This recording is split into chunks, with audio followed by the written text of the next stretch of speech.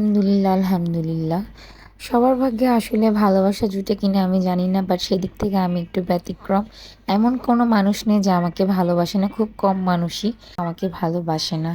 আসসালামু আলাইকুম, ওয়েলকাম করছি আমার নতুন একটা ভিডিওতে। সবাই কেমন আছো, ভালো আছো কিনা অবশ্যই কমেন্ট সেকশনে জানাবা।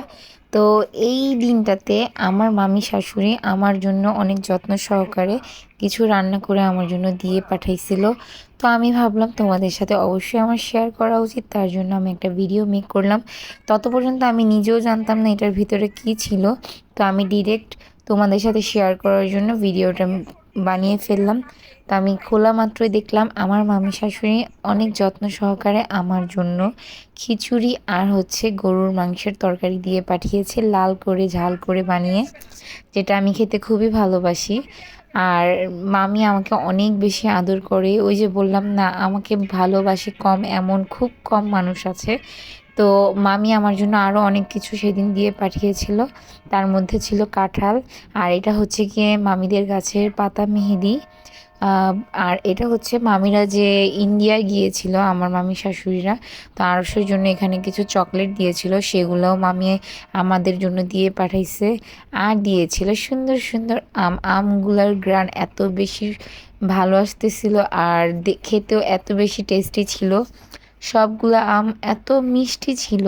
কারা কারা আম পছন্দ করো অবশ্যই আমাকে কমেন্ট সেকশনে জানাবা। আমি কিন্তু খুবই আম প্রিয় একটা মেয়ে, আমাকে যত বেশি আম দিবা আমি এক বসায় খেতে পারবো।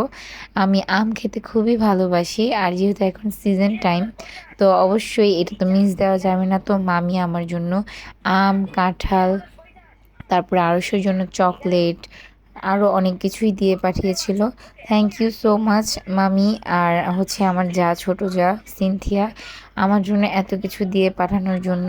আসলে খাবারটা বড় কথা না, তারা যে আমাকে এত বেশি ভালোবাসে সেটাই অনেক। এর আগেও মামি আমার জন্য অনেক কিছু দিয়ে পাঠিয়েছে, এছাড়াও অন্যান্য মানুষও আমার জন্য অনেক কিছু দিয়ে পাঠিয়েছে। তাদের সবাইকে অনেক অনেক বেশি ধন্যবাদ। আর এখানে দেখেন আরশ কি পরিমাণ খুশি চকলেট পেয়ে। জানি না আমার মামি শাশুড়ি এই ভিডিওটা দেখবে কিনা, কিন্তু সে দেখলে অবশ্যই খুশি হবে যে তার নাতি চকলেট পেয়ে কী পরিমাণ খুশি। আর এখানে এটা গিয়ে সন্ধ্যার একটা আয়োজন, আমার মামি শাশুড়ি আর আমার ছোট যা আমাকে দেখতে আসছিল সন্ধ্যাবেলা, তো তাদের জন্য করা আমার ছোট্ট একটু আয়োজন। তারা আসার আগেই আমি সব কিছু রেডি করে রেখেছিলাম, কারণ দেখা যায় কি মেহমান আসতে তাদের সাথে গল্প আড্ডা দেওয়া যায় না এসব করতে গেলে। তো তার জন্য আমি আজকে আগে থেকে সব কিছু গুছিয়ে রেখেছিলাম। আর ইদানিং কি হচ্ছে, আমার কাঁঠাল খেতে এত বেশি ভালো লাগতেছে যে কি বলবো। যদিও আমি কাঁঠাল এত বেশি লাইক করি না, কিন্তু নাও ডেজ আমার অনেক কাঁঠাল খেতে ভালো লাগে।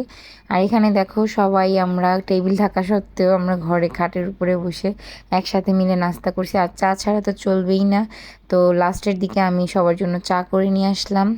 আর এই তো চায়ের চুমুকে চুমুকে আমরা সবাই আড্ডা দিতে শুরু করলাম। তো সবাই মিলে অনেক বেশি গল্প করতেছিলাম। আর তো এখন পর্যন্ত যারা যারা আমাদের পেজটিকে ফলো দাওনি আর আমাদের চ্যানেলটিকে সাবস্ক্রাইব করনি, অবশ্যই গিয়ে একটা সাবস্ক্রাইব করে ফেলবে, আর আমাদের চ্যানেলটিকে ফলো দিয়ে দিবে, আর লাইক কমেন্ট দিয়ে আমাদের পাশে থাকবে। আর আমাদের ভিডিওগুলো কেমন হচ্ছে অবশ্যই জানাবে। আর ইদানিং আমার শরীরটা অনেক বেশি খারাপ থাকে। সো আজকের ভিডিও এই পর্যন্তই, তোমাদের কাছে কেমন লাগলো অবশ্যই কমেন্ট সেকশনে জানাবে। আর তত পর্যন্ত ভালো থাকবেন, সুস্থ থাকবেন। আসসালামু আলাইকুম, আল্লাহ হাফিজ।